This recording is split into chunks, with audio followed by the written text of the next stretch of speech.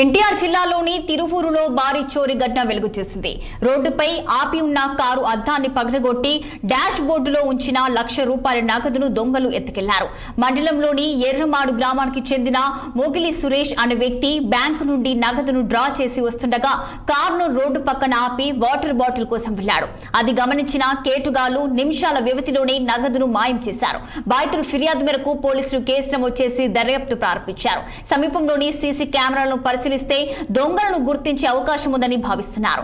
అలాగే బహిరంగ ప్రదేశాల్లో వాహనాల్లో నగదు ఉంచేటప్పుడు జాగ్రత్తగా ఉండాలని పోలీసులు సూచిస్తున్నారు.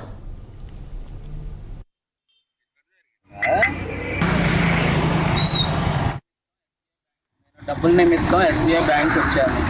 అందులో డబ్బులు 2:30కి బ్యాంక్ వెళ్ళాను.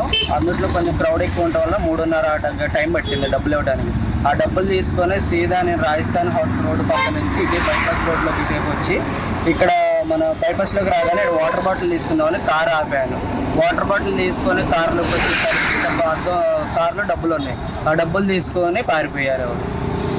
తోలేదు వచ్చి కారు ఎక్కుదామని చూసేసరికి కారులో మొత్తం గ్లాస్ పెంకులు ఉన్నాయి. ఏంటని ఇటేపు వచ్చి చూసేసరికి కారులో డబ్బులు లేవు, అద్దం పగిలిపోయాను. నేను డబ్బుల నిమిత్తం SBI బ్యాంక్ వచ్చాను. అందులో డబ్బులు 2:30కి బ్యాంక్ వెళ్ళాను. అందులో కొంచెం క్రౌడ్ ఎక్కువ ఉండటం వల్ల 3:30 టైం పట్టింది డబ్బులు ఇవ్వడానికి. ఆ డబ్బులు తీసుకొని సీదా నేను రాజస్థాన్ రోడ్డు పక్క నుంచి ఇటే పార్వతీపురం